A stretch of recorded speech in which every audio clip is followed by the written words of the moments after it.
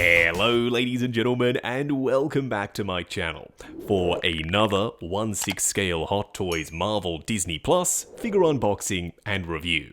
Today, we're taking a look at one of my favourite characters from Loki, Sylvie. I got mine from toyswonderland.com. Link for that is in the description below. They have pay in 4 and a loyalty program. While you're down there, why not hit that subscribe, bell notification icon and join button, so you're notified as soon as a brand new Hot Toys review goes live on the channel. As for the box art, it's pretty striking. We've got an image of Sylvie off to the side, and unfortunately no, it's not the actual figure, that's the actress in costume. I dig the pose with the hood up and the hands up like that, and the expression with her eyes off to the side looking up at you.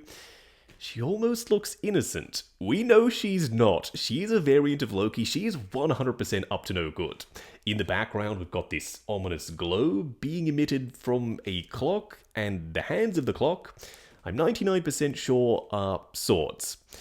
Okay, we've got a Loki show logo, Sylvie down below in metallic gold foil, as well as some pops of colour in purple. I'm not sure how they came to the purple, seeing as though her magical effects are green, all of her highlights on her outfit are green, and Loki's signature colours are green and gold, yet purple it is.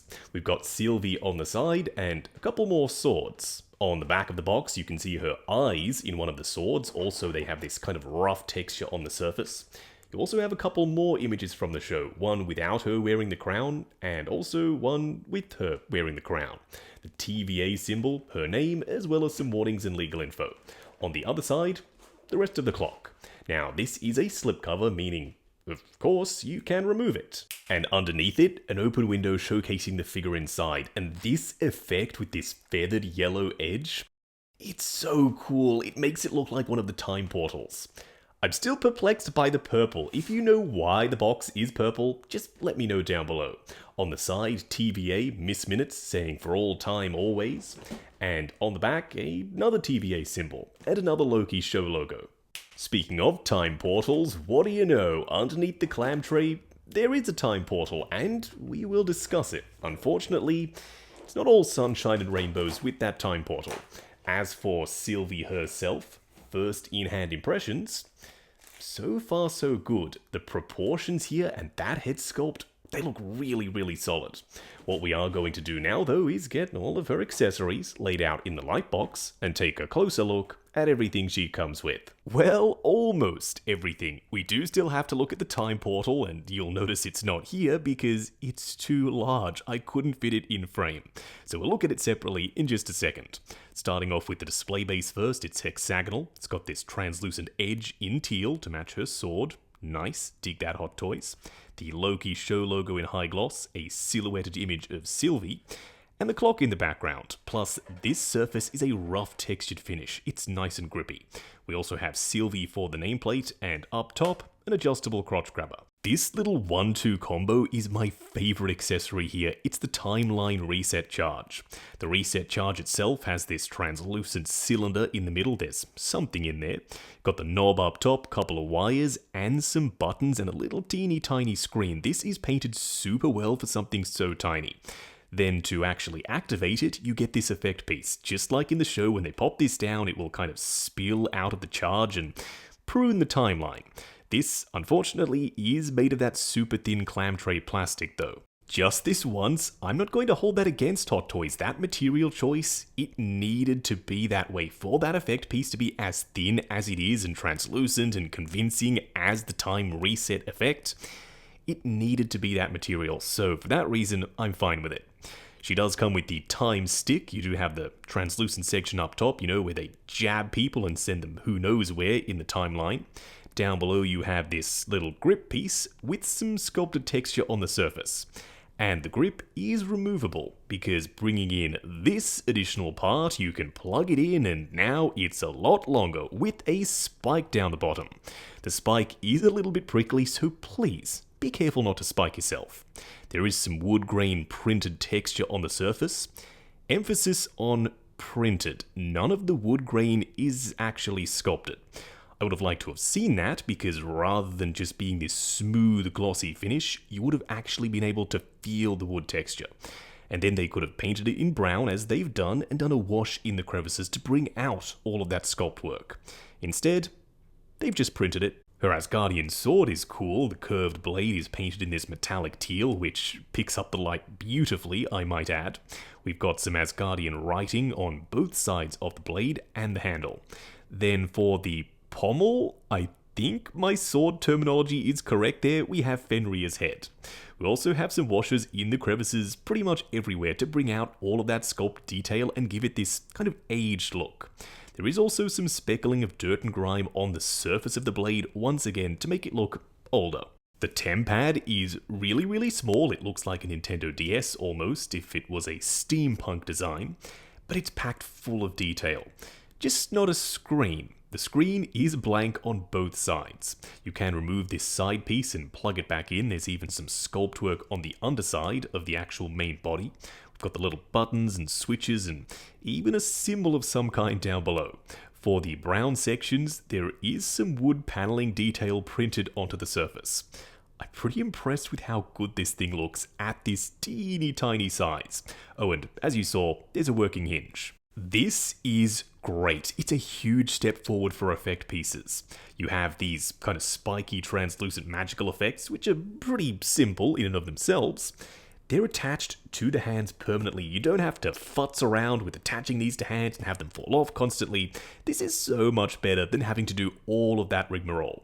You also have some metallic green paint on the palms, so when you have her posed up with these, it looks like the magical effect is actually casting some light onto the palms themselves. And lastly, a full array of hands. Actually, no, scratch that. Almost a full array of hands. We only get one of the default, just the regular relaxed open palm hand. This is a crime. Hot Toys, pairs, always, come on. The hands at least look good, there's skin texture and shading on the fingers where the fingerless gloves end. They also look like they're cinched around the fingers. They bulge out just a little when it gets to the glove portion. There's some stitching, there's some ribbing and texture, quilting on the inside of the hands, and multiple different colors and finishes at play. We've got glossy sections, we've got matte sections, and some grey paint as well. What we are going to do now, though, is get the time portal itself out here.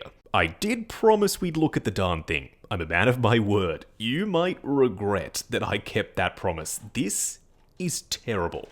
Just look how it connects to this stupid translucent base, and the base is huge. Who has room for this in the display?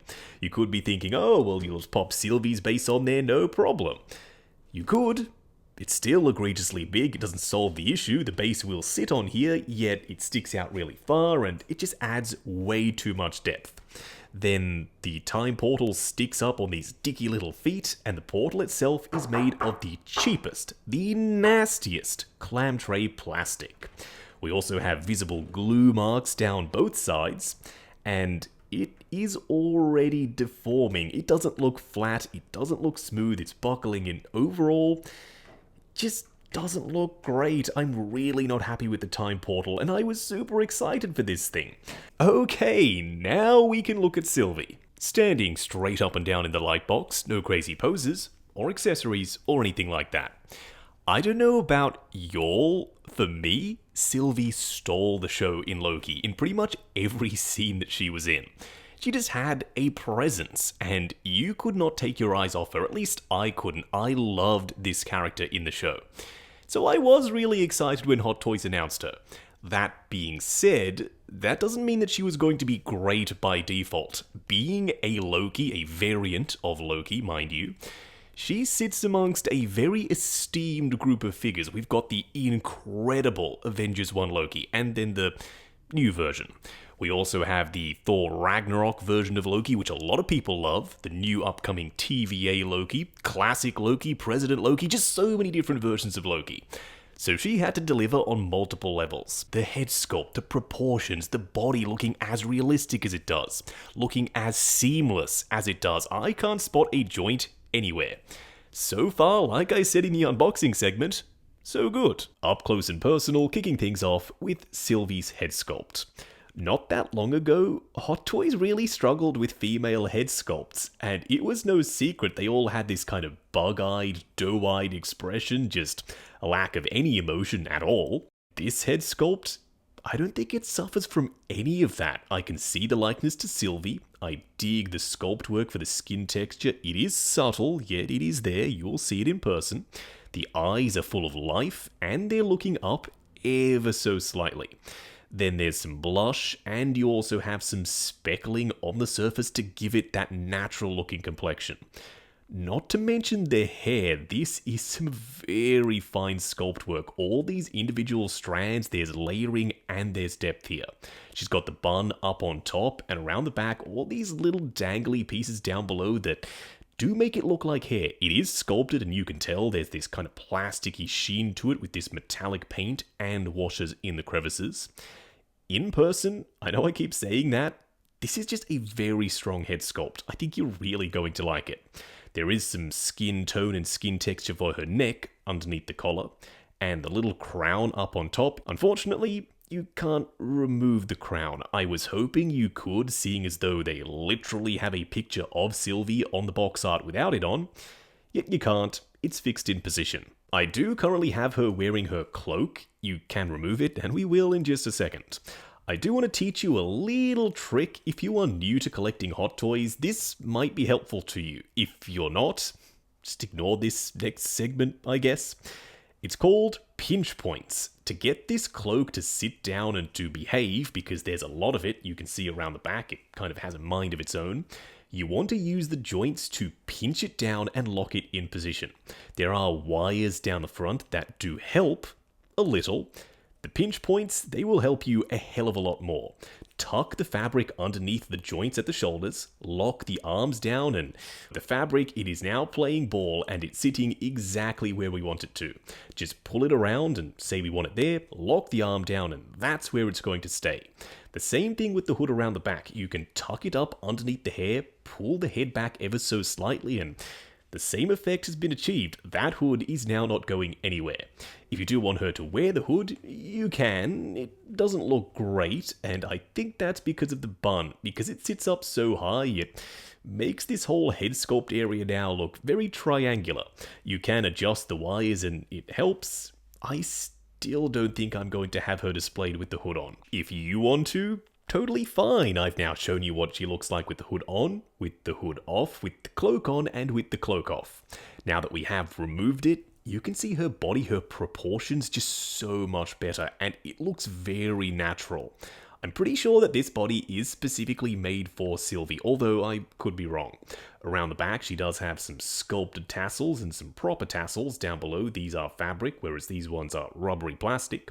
There's this leather grain texture on the surface, and that goes for the front panel as well. This is fully sculpted. There are some scratches painted on, and I dig the green shading. This, I didn't even notice in the show, and that's the benefit of getting these Hot Toys figures. It's these little details that you don't pick up on when you're seeing the characters moving around on screen at 1,000,000 miles an hour, but when you can sit down and admire the costuming, that's actually why I got into collecting, for those of you who don't know. Up the top, you have some gold detail work sculpted in. This kind of reminds me of Avengers 1 Loki. Up the top, you have some crisscross kind of stitching for her epaulets, and this part of the shirt is all stretchy fabric. Whereas these long gloves, again, I'm not sure if that's what they're supposed to be, but they could be. They're made of this also stretchy fabric, but it has this waxy coating on the surface that almost makes it feel like pleather. It's not pleather though. It does come over the wrist pegs, and while it bunches a little, it's still so much better than seeing the wrist pegs. This looks just a lot more seamless, and you can adjust it. You can move it up and down, and hopefully that will eliminate the bunching. Even though this isn't pleather, that's not to say that she's devoid of the shit entirely. Unfortunately, there is some, and it's down here on her belt area. It's sitting there as plain as day. We've got the Velcro closure, so you can adjust it. You also have this magnetic little strap up top that holds the sword in place, and down below at the bottom of the sheath, some blue shading. And that pop of blue, it does help this stand out on an otherwise very black, gold, and green outfit. The pants are very, very baggy, and I can already tell that is going to be great for articulation. Coming down to the boots, they're short, they're not a split cut boot design. We will have to wait and see how much range of motion they actually give us. On the inside, we've got a zipper sculpted and painted in silver. whereas the rest of the boot, there's very little paint here. They do look kind of glossy and plasticky. We do have a touch of speckling of dirt and grime around the edge and on the underside, not a ton though. There is some sculpted tread down there. For a quick side-by-side comparison, here we have Loki next to Loki. This gets very confusing, so I'm just going to stick with Loki next to Sylvie.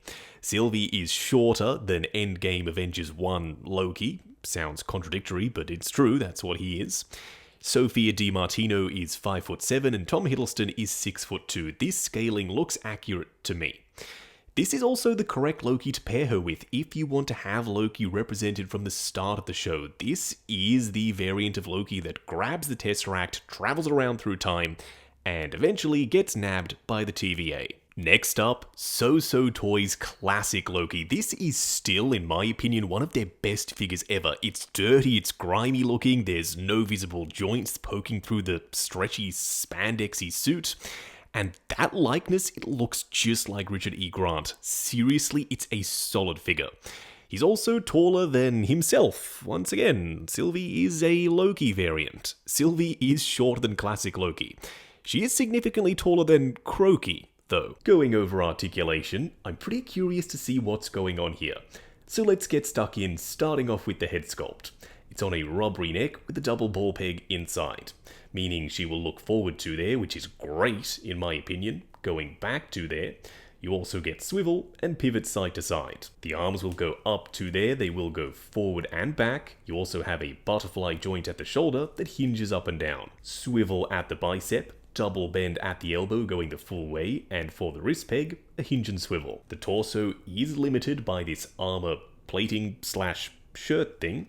She does crunch forward and back a touch, swivel, and pivot side to side. The legs will go forward to there, completely unhindered. There is no padding, and this is some very baggy, soft material. They will go out to there. This side is hindered, however, by the sheath for the sword. Then at the upper thigh, we have a swivel. The boots, they're not a split cut boot design, and that means you only really get swivel. You get a little bit of forward and back and a teeny tiny amount of ankle tilt. Moving on to the 3 cool and 3 annoying things. The first annoying thing, I'm sure to nobody's surprise, the time portal. It looks okay in the background, I won't take that away from it. It can work in the right display. For me, it just feels cheap and nasty, and the way it works with this huge, egregiously big stand down below and how it connects and sits there, it's just really ugly. Not to mention this material is very, very thin. It's that clam tray plastic, and you can actually see the glue down the edge. How could this have been better? If they'd actually sculpted it, molded it, and painted it, it also wouldn't have needed this stand. If it was nice and heavy and flat on the bottom, I just think that would have worked better. The second annoying thing is the belt and the sheath, they're made of pleather. I do not know why they keep going back to pleather. We've seen them do stuff like this, which is fully sculpted. Why couldn't you just do this, do the leather grain texture for the belts, make these out of rubbery plastic, and the same thing with the sheath? That way, over time, we don't have to worry about stuff peeling and flaking. The third annoying thing, I just want to say, I love this head sculpt. It's brilliant.